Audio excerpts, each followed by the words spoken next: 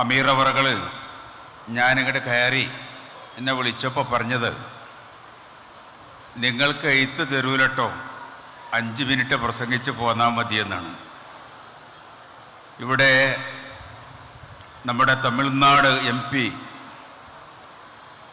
തോൾ തിരുമാവളവൻ അവർകൾ നടത്തിയ പ്രഭാഷണം ഇംഗ്ലീഷിൽ പിന്നെ തമിഴിലായപ്പോൾ നിങ്ങൾക്കൊക്കെ കൂടുതൽ മനസ്സിലാകുന്നത് പോലെ തോന്നി. ഒരു മണിക്കൂർ അദ്ദേഹം തമിഴിൽ ദീർഘമായി പ്രസംഗിച്ചാൽ നമ്മളൊക്കെ തമിഴ് പഠിക്കും എന്നാണ് തോന്നുന്നത്. ഈ സമ്മേളനം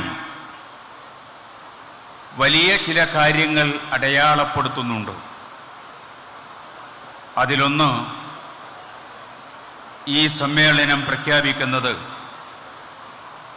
നമ്മുടെ രാജ്യത്തിൻ്റെ, നമ്മുടെ ജനതയുടെ മുഖ്യ ശത്രു ഫാസിസ്റ്റ് ശക്തികളാണ്. രണ്ടാമതായി ഈ സമ്മേളനം അടയാളപ്പെടുത്തുന്നത് ഇന്ന് നടക്കേണ്ടുന്ന ഏറ്റവും മഹത്തായ സമരം ഫാസിസത്തിനെതിരായിട്ടുള്ള സമരമാണ്. ആ ഫാസിസത്തിനെതിരായുള്ള സമരത്തിൽ അതിനെതിരെ നിൽക്കുന്ന സകല ശക്തികളെയും, ജനവിഭാഗങ്ങളെയും, സമൂഹങ്ങളെയും ചേർത്തു പിടിച്ചുകൊണ്ടാണ് നാം ആ സമരത്തെ മുന്നോട്ട് കൊണ്ടുപോവുക എന്ന് ഈ സമ്മേളനം അടയാളപ്പെടുത്തുന്നുണ്ട്. വഖഫ് ബിൽ എത്ര തന്നെ മാരകമായിട്ടുള്ള ഒരു ബില്ലാണെങ്കിലും അത് രാജ്യത്ത് വർത്തമാനകാല സാഹചര്യത്തിൽ ചില നന്മകൾക്ക് കാരണമായിട്ടുണ്ട്. അതിലൊന്നാമത്തെ നന്മ, രാജ്യത്തെ ഫാസിസ്റ്റ് വിരുദ്ധ പോരാട്ടം രാജ്യത്തിൻ്റെ ഒരറ്റം മുതൽ മറ്റേ അറ്റം വരെ അതിനു ശക്തി പകരാൻ ഇവരുടെ ഈ വിവരക്കേട് വലിയ സഹായമായി തീർന്നിട്ടുണ്ട്. എന്ന് മാത്രമല്ല, പാർലമെന്റിൽ നിങ്ങൾ പലരും ശ്രദ്ധിച്ചിട്ടുണ്ടാകും, മണിക്കൂറുകളോളം പുലർച്ചെ വരെ നീണ്ട